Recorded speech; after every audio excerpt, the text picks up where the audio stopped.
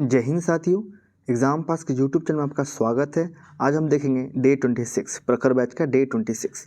इसके टॉपिक को देख लीजिए। तो इसका टॉपिक है आपका विजयनगर और ब्राह्मणी साम्राज्य और सूफी और भक्ति आंदोलन। ठीक है, यहाँ से मिड लेवल स्टार्ट हो रहा है। कल एक मिड लेवल का वीडियो अपलोड हो चुका है और ये आपका दूसरा वीडियो है। चलिए पहले क्वेश्चन को देख लेते हैं। इतिहासकारों के अनुसार भक्ति आंदोलन के चरित्र में क्या सम्मिलित है? आंसर हो जाएगा डी, यानी कि 1, 2, 3, यानी कि सामाजिक प्रतिरोध, सार्वभौमिक बंधुत्व, कृषक असंतोष। ये आपको तीनों हो जाएंगे। आगे देखेंगे क्वेश्चन नंबर 2। भक्ति का शाब्दिक अर्थ क्या है? आंसर हो जाएगा ईश्वर के प्रति अहौतिक प्रेम और तथा पूर्ण शरणागति की स्थिति, यानी कि दूसरा आंसर आपका यहाँ पे दूसरा का आंसर हो जाएगा सी। आगे देखते हैं क्वेश्चन नंबर 3। छठी सातवीं सदी में दक्षिण भारत में भक्ति आंदोलन की शुरुआत किन शासकों के अंतर्गत हुई थी? आंसर हो जाएगा पल्लव शासक। क्वेश्चन नंबर 5 है, अलवार संत डैंस भक्त थे। आपको इसमें फिल करना है क्या होगा? आंसर हो जाएगा अलवार संत क्या थे? विष्णु भक्त थे तथा इनकी संख्या 12 थी। वही नयानार संत की शिव भक्त थे और इनकी संख्या 63 थी। आपका आंसर हो जाएगा यहाँ पे देख लीजिए। आगे देखते हैं क्वेश्चन नंबर 6 की ओर। अलवार संतों में एकमात्र महिला संत कौन थी? आंसर हो जाएगा अंडाल। क्वेश्चन नंबर 7 देखेंगे। आपको इसमें मिलान करना है, मत है और उसके प्रवर्तक है। तो इसका आंसर नीचे देख लीजिए डायरेक्ट पूरा। इसमें दिया गया अद्वैतवाद यानी कि शंकराचार्य, विशिष्टता द्वैतवाद हो जाएगा रामानुजाचार्य और दैत्ववाद हो जाएगा आपका निम्मकाचार्य और शुद्धता दैत्ववाद हो जाएगा आपका वल्लभाचार्य। क्वेश्चन नंबर 8 देखेंगे। भक्ति आंदोलन के संबंध में निम्नलिखित कथनों पर विचार करना है और बताना है सत्य कथन। इसमें तीनों ही सत्य है, यानी कि रामानुजन ने भक्ति में दार्शनिक पृष्ठभूमि निर्मित कर दिया, सही है। भक्ति आंदोलन में मंदिर एवं मूर्ति पूजा को प्रोत्साहन दिया गया, सही है। उत्तर भारत में भक्ति आंदोलन का प्रसार 13वीं सदी के पश्चात हुआ था। आगे है क्वेश्चन नंबर 9। निम्न में से कौन सा मराठा संत थे? आंसर हो जाएगा डी, यानी कि इसमें हो जाएगा 1, 2, 3, 4 और 5, यानी कि ज्ञानदेव, नामदेव, एकनाथ, तुकाराम और रामदास। क्वेश्चन नंबर 10 देखेंगे। महाराष्ट्र में भक्ति आंदोलन के संबंध में निम्नलिखित कथनों पर विचार करना है और असत्य कथन का क्वेश्चन करना है। इसमें कोई भी असत्य नहीं है, यानी कि सभी सत्य है। देख लीजिए, मराठा संत वैष्णववादी थे, सही है। मराठा संतों पर नाथ पंथ का प्रभाव माना जाता था। यहाँ भक्ति आंदोलन का एक स्वतंत्र मराठा राज्य की स्थापना का एक कारण बना। 11 नंबर, धरकरी संप्रदाय की शुरुआत किसने की? आंसर हो जाएगा आपका ए, यानी कि रामदास ने, रामदास। क्वेश्चन नंबर 12 है, किस संत को दक्षिण भारत के भक्ति आंदोलन तथा एकेश्वरवादी आंदोलन के बीच सेतु का काम करने के लिए जाना जाता है? आंसर हो जाएगा बी, यानी कि कौन? नामदेव। बी हो जाएगा नामदेव। आगे देखेंगे क्वेश्चन नंबर 13। शंकराचार्य के संबंध में निम्नलिखित कथनों पर विचार करना है। उपयुक्त में से कितने कथन सत्य हैं? आंसर हो जाएगा आपके 4 में से जो है केवल 2 ही सत्य हैं और इसमें 1 और 3 आपका गलत है। ये वाला और 1, 3 ये गलत है। सही क्या है? तो 2 और 4, यानी कि शंकराचार्य ने स्मृति संप्रदाय की स्थापना की और शंकराचार्य को प्रच्छन्न बौद्ध कहा जाता है। 14 देखेंगे। निम्नलिखित कथनों पर विचार करना है और सत्य बताना है। तीनों सत्य है इसमें, यानी कि रामानुज सगुण ईश्वर में विश्वास करते थे। रामानुज के अनुसार भक्ति मोक्ष का साधन है और रामानुजाचार्य ने भक्ति का उपदेश चारों वर्णों को दिया है। 15 है, निम्नलिखित में से कौन सा रामानंद के शिष्यों में सम्मिलित था? आंसर हो जाएगा 1, 2, 3, 4 और 5, यानी कि रविदास, कबीर, साधन, सेना और पीपा। 16 देखेंगे। कबीर के संबंध में क्या असत्य दिया गया है? आंसर हो जाएगा डी, यानी कि कबीर ने जाति प्रथा स्वीकार परंतु अस्पृश्यता को तीव्र आलोचक रहे हैं। 17 मिलान करना है, संत है और उसके क्षेत्र दिए गए हैं। यहाँ देख लीजिए, चैतन्य हो जाएगा पश्चिम बंगाल से, निम्बकाचार्य हो जाएगा तमिलनाडु से, दयाल हो जाएगा राजस्थान और शंकर देव हो जाएगा आपके असम से। 18 नंबर क्वेश्चन है, निम्नलिखित कथनों पर विचार करना है और सत्य के बारे में आपको बताना है। इसमें तीनों सत्य दिए गए हैं, यानी कि राम भक्ति तथा कृष्ण भक्ति सगुण भक्ति की 2 उपधाराएं हैं और निम्बकाचार्य ने सनक या सनकदी संप्रदाय की स्थापना की और वल्लभाचार्य, माधवाचार्य, सूरदास, चैतन्य तथा मीराबाई कृष्ण भक्ति की धारा से जुड़े थे। 19 देखेंगे। मिलान करना है, संत है और उसके संप्रदाय हैं। डायरेक्ट इसके आंसर को आप नीचे देखिए। रामानुजाचार्य है आपका श्री संप्रदाय से, रामानंद हो जाएगा रामवत संप्रदाय, वल्लभाचार्य हो जाएंगे रुद्र संप्रदाय, शंकर देव हो जाएगा आपका महापुरुषीय संप्रदाय से। आगे देखेंगे क्वेश्चन नंबर 20। सूची है आपको 1 और 2 आपको मिलान करना है। संत है उसके संबंधित क्षेत्र है, आंसर हो जाएगा डी, यानी कि दादू हो जाएगा आपका, यानी कि गुजरात राजस्थान से, तुकाराम हो जाएगा महाराष्ट्र और रघुनंदन हो जाएंगे आपका बंगाल से। क्वेश्चन नंबर 21, सभी भक्ति संतों के मध्य एक समान विशेषता थी कि उन्होंने, आंसर हो जाएगा, अपनी वाणी को उसी भाषा में लिखा जिसने उनके भक्त समझते थे। आगे है क्वेश्चन नंबर 22, मध्ययुगीन भारत के धार्मिक इतिहास के संदर्भ में सूफी संत निम्नलिखित में से किस तरह के आचरण का निर्वाह करते थे। आंसर हो जाएगा डी, यानी कि धन साधना और श्वास नियमन और एकांत में कठोर यौगिक व्यायाम और श्रोताओं में आध्यात्मिक हर्षोन्माद उत्पन्न करने के लिए पवित्र गीतों का गायन करना। 23, निम्नलिखित कथनों पर विचार करना है और बताना है उपयुक्त में से कौन से कथन सही दिए गए हैं। तो कोई भी सत्य नहीं है। आगे चलते हैं क्वेश्चन नंबर 24 की ओर। निम्नलिखित में से किस भक्ति संत ने अपने संदेश के प्रचार के लिए सबसे पहले हिंदी का प्रयोग किया था। आंसर हो जाएगा सी, यानी कि किसने, रामानंद ने। 25 देखेंगे, निम्नलिखित में से कौन से एक सही क्रम है आपको बताना है। आंसर हो जाएगा शंकराचार्य, रामानुज और चैतन्य। आप इसे ध्यान में रखेंगे। 26 देखेंगे, सूची 1 को 2 से मिलान करना है। भक्ति संत है और उसके व्यवसाय हैं आपको बताना है। तो नीचे देख लीजिए डायरेक्ट इसका आंसर। नामदेव हो जाएगा दर्जी, कबीर हो जाएगा जुलाहा, रविदास हो जाएगा मोची, सेना हो जाएंगे आपके नाई। आगे 27, नीचे 2 वक्तव्य दिए गए हैं, आपको बताना कौन सही और कौन सा गलत है।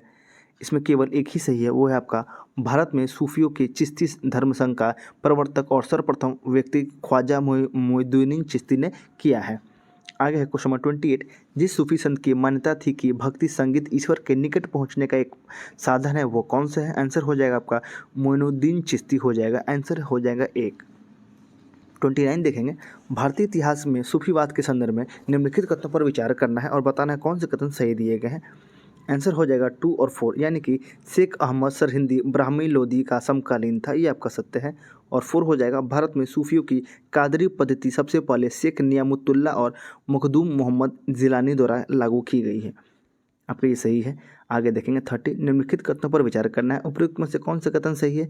कोई भी सत्य नहीं है। हम आगे चलते हैं क्वेश्चन नंबर 31 की ओर। शेख बहाउद्दीन जकारिया किस संप्रदाय से थे। आंसर हो जाएगा सुहरवार्दी संप्रदाय से।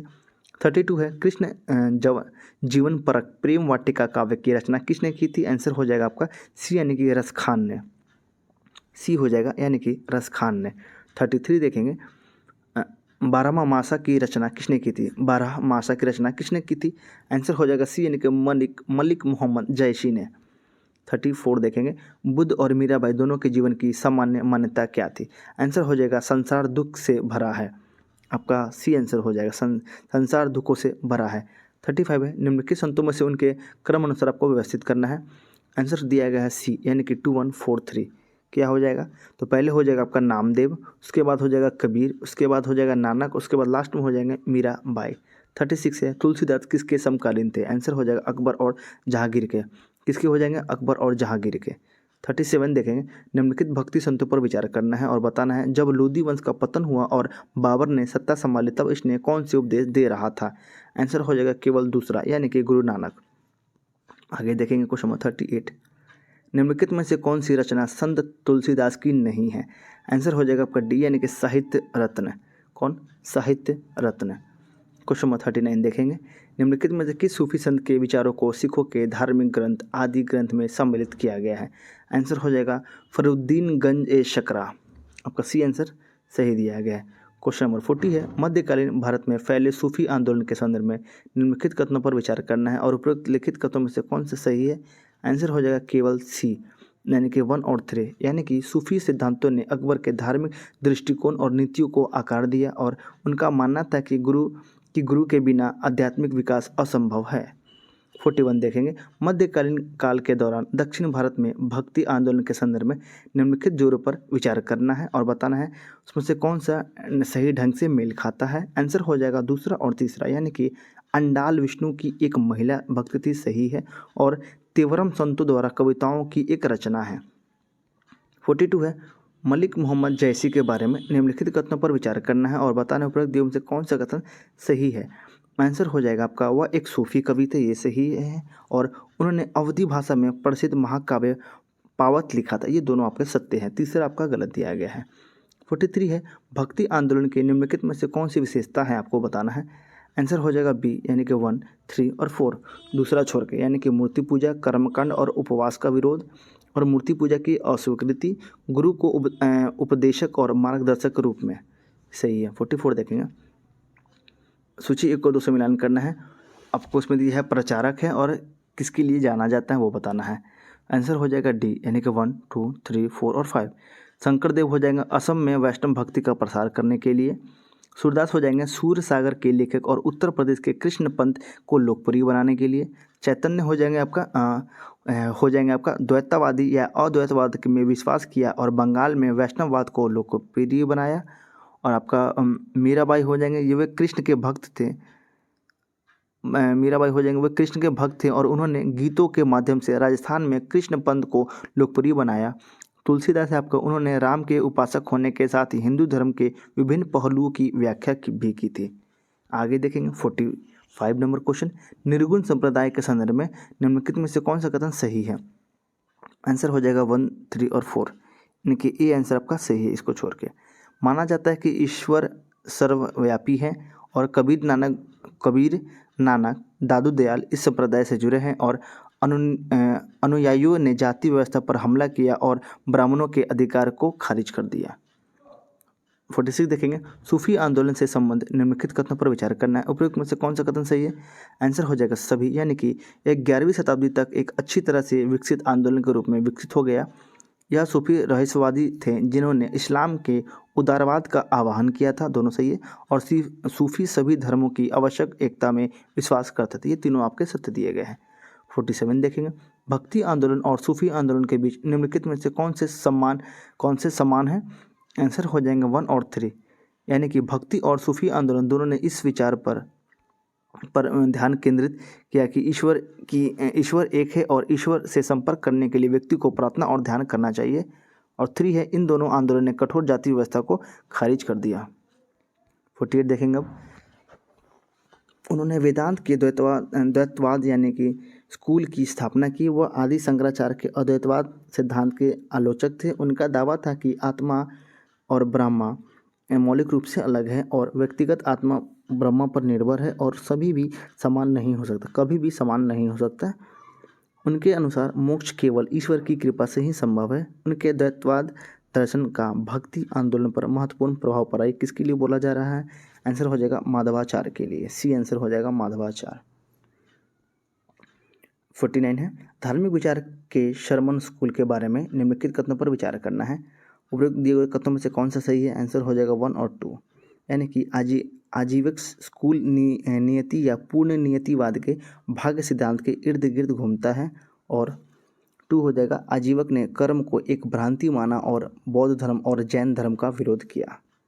50 देखेंगे क्वेश्चन। निम्नलिखित में से किसने भेदाभेद का दर्शन प्रतिपादन किया। आंसर हो जाएगा निम्बार्क ने। किसने। निम्बार्क ने। 51 देखेंगे। इनमें से किसने कृष्ण नदी की सहायक नदी के दक्षिण तट पर एक नए नगर की स्थापना की और उस देवता के प्रतिनिधि के रूप में अपने इस नए राज्य पर शासन करने का दायित्व लिया, जिसके बारे में माना जाता है कि कृष्ण नदी से दक्षिण की स्मृति भूमि उस देवता की है। आंसर हो जाएगा हरिहर प्रथम के बारे में ये कहा जा रहा है। आगे देखेंगे 52। विजयनगर के उस पहले शासक की पहचान करें जिसने बहमनियों से गोवा को छीना। आंसर हो जाएगा हरिहर द्वितीय। 53 है। निम्नलिखित में से कौन सा विजयनगर साम्राज्य के राजवंशों का सही क्रम है।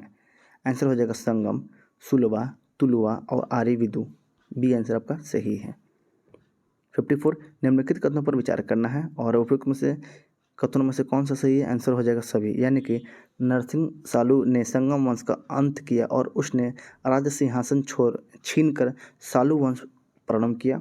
वीर नरसिंह ने अंतिम सालू शासक को गद्दी से उतार राज सिंहासन छीना और वीर नरसिंह ने उत्तरवर्ती उनके अनुज कृष्णदेव राय थे। और लास्ट है कृष्णदेव राय ने के उत्तरवर्ती इनके अर्ध भाई अच्युतदेव रास थे। आगे देखेंगे 55। विजयनगर के राजा कृष्णदेव राय ने गोलकुंडा का युद्ध किस राज्य से लड़ा था। आंसर हो जाएगा कुली कुतुब शाह। 56। फारसी यात्री अब्दुल रज्जाक भारत में किस राजा के शासनकाल में आया था। आंसर हो जाएगा देवराय द्वितीय। 57 है।